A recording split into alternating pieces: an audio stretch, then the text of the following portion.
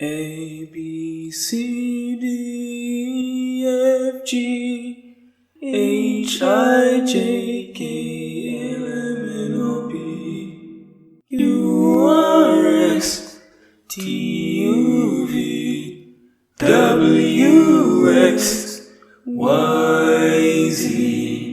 Now I know my ABCs. Next time won't you sing with me?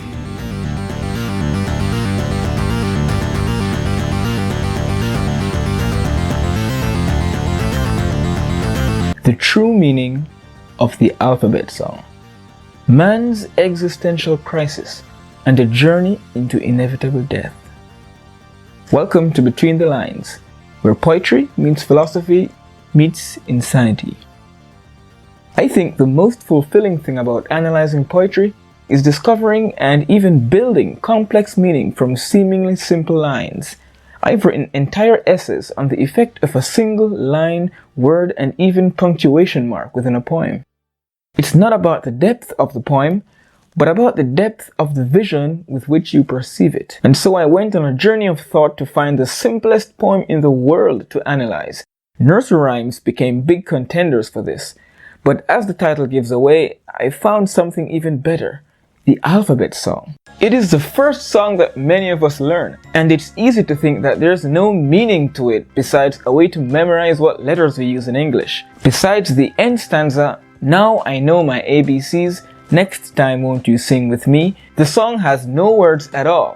It only lists letters. Don't worry, there are ways to go around such problems without making a complete mockery of a poetry analysis. Well, let's get to work. I'll write out the poem to have its lines represent pauses in the actual song. This will give us a form with which to work. To keep the challenge of this undertaking pure, we will not analyze the last stanza, but will stick to the bare letters. Form. The journey of life is represented by the poem's form. The first line covers all of childhood, ranging from birth to adolescence. The second line, the poem's longest, represents our prime, probably our 20s and 30s. After that, it's all downhill. Lines become depressingly short until our inevitable death, Z. In comics and children's books, sleep is represented by Z's, which is supposed to mimic that snoring sound. This sleep, of course, is death. The line lengths are also representative of the criticalness of each stage of our lives, in terms of the changes we undergo and the impact of the decisions we make. It's commonly believed that our formative years are from birth until age 7. Whatever we experience in these early years will have a significant impact on the rest of our lives. The famous quote from Aristotle says, "Give me a child until he's 7, and I will show you the man." The first line has 7 letters, confirming its linkage to this formative period of life. As we go from toddlerhood into childhood, we undergo changes rapidly. We grow quickly and begin to develop our own identities, ideas, and opinions. The second line represents our 20s and maybe early 30s. Though childhood is impactful, it is this following stage that is the most critical part of our lives. In that, the decisions we make within this time will be of life-determining importance. I'll link an article written by psychology expert Dr. Mintz that explores just how critical these years are. In the meantime, I'll share a quote from him. "The 10 years from 18 to 28 comprise the most pivotal decade in a person's life. Decisions made during that period disproportionately shape a person's future life trajectory, and mistakes made then have lifelong consequences. Teens get second chances, but society is less forgiving of the missteps made during the 20s. It's actually during the 20s and not the teen years that our lives are most likely to go off track. It's then that the young engage in the riskiest behavior: binge drinking, illicit drug use, unprotected sex, and crime. Then come the other stages in life. After hitting our mid-30s, we should by now be somewhat settled. We're no longer young and restless. Our decisions are less wild and reckless. Lines 3 and 4 take us into what we call midlife. We can slice lines 5 to 8 however we want. Once we can agree that by here, we have long passed our peaks and are heading into stagnation, dormancy, and finally, death. Diction. Diction regards the effectiveness of word choice. That means we need words. So let's find them. Decoding the hidden words in each line gives us insight into those lines' contribution to the overall themes of the poem. Line 1. Line 1 begins with a common grammatical article that generally means one. It's general rather than specific. The bus talks about a particular bus, while a bus could be any bus. The singularity of a reminds us right out of the gate that we have one life. The generality of the word gives us the hope that we can make this life into whatever we want to. There is no fixed path, no fate or destiny, besides death, of course. A technically has tens if not hundreds of possible meanings and functions. But instead of taking the countless roads to obscurity, we will look at another word that has trumped this one by being thrice as long. Death. Death is very powerful here, and it has an unwavering sense of purpose. As a shortening, it can mean deficit, definitely, or definition. We are constantly searching for the meaning of life, at least the more conscious of us. Our lives are patterned by holes, shortages, confusion, and emptiness. In a concise, poetic way, we can say that the definite definition of life is deficit. However you want to arrange it, the intersection of these three words will leave you in the realms of existentialism, emptiness, and inevitability. Not only is death an abbreviation, it is also the I spelling of death. I spelling, or I dialect, is the practice of using non-standard spellings of words to indicate the non-standardness of dialectal pronunciations. I'll drop a link about this whole thing below so you can check it out if it sounds interesting, or if you think I'm making it up.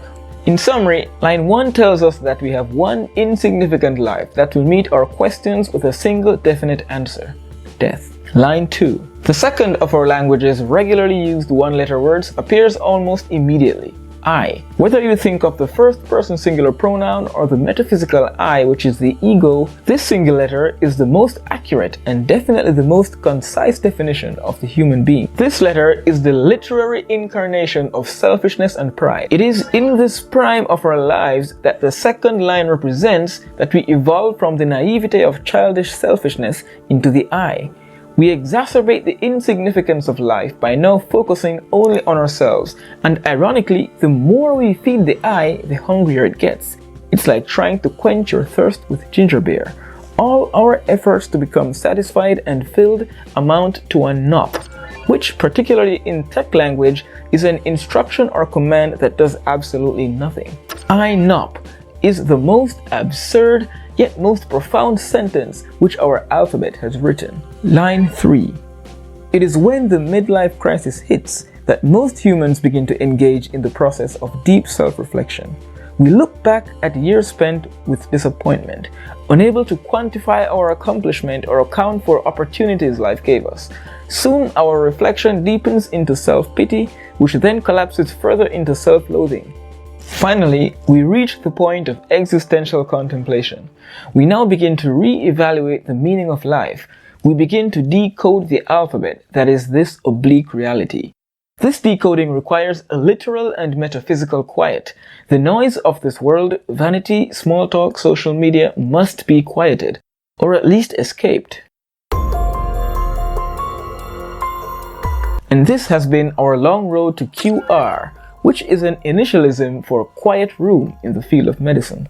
A QR code, or a quick response code, is a two-dimensional barcode that phones and computers use. This 2D code is what must be decoded. It is the matrix of reality and the unsolved equation of life. But as we reach the stage of awakened insight and greater light, our eyesight and everything else starts to give us warning signs. Remember in what field the initialism QR is used? Medicine. And it's no coincidence that the final word in this line, QRS, which is entirely distinct from the plural form of either aforementioned QRs, is also a medical term. A QRS complex is what represents the electrical changes generated by the depolarization of the heart ventricles. Sounds like a heart attack. Line 4. At this point, sensible words are becoming more and more difficult to find. We only have UV to work with. But UV reinforces the image of our bodily deterioration. UV radiation is known to cause cancer, particularly skin cancer. This line heralds the point at which our feeble bodies are edging against their limits, and most of our energy, and perhaps money, is now forcibly invested into merely staying alive. Line 5. You may think that we've finally hit a wall, but the less we have to work with, the more pointed meanings become. W does have a few meanings, but mainly as acronyms, so we won't go into those. We won't go into any of these because the very W-ness of W is all we need. It does more to reinforce the state of physical depreciation and descent into death than you might imagine. Whether our cancer here metonymically representing all ill health, is caused by UV radiation or something else, you are now at the age where your sickness is getting worse. Every element of deterioration is multiplying, and this multiplication of sickness is the very essence of W. Remember the significance of UV? What is W but a doubled U or doubled V, depending on how you write it? The very name of W says what it does.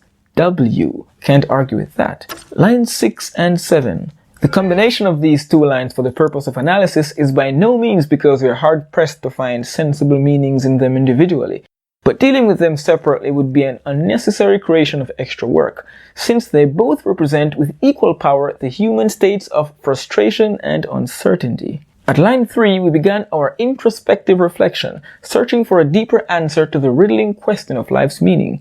It is to our profound disappointment that even here, at the stage bordering death, we are no further than where we had started, and no closer to where we had set out to go. Both X and Y lexically and pictographically represent a crossroads. The X is the four-way intersection, in the center of which we stand confused. The Y is the proverbial fork in the road, except both ways lead to death.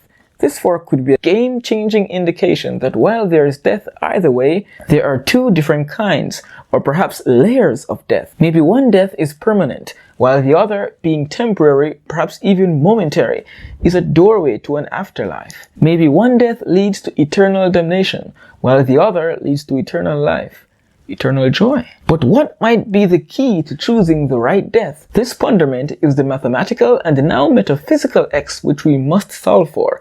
It is the unknown in the aforementioned equation of life. But paradoxical as it appears, the same X that is the impossible question supplies the omnipotent answer.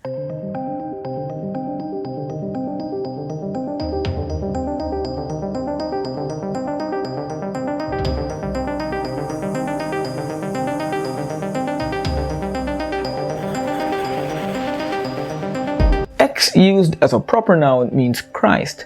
So here we stand at the crossroads, at the door of death. When the very crossroads, the cross of Christ, which is the road to life, is the answer we seek.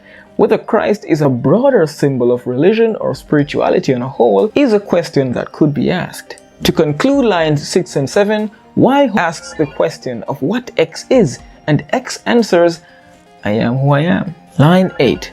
And finally, whether or not we have chosen the correct death, and whether or not there was a choice to begin with, whether we are all right, all wrong, or somewhere in the gray, the end of this life has come. Whether we call it Z or Z, we are surely dead. Now I know my ABCs. Next time.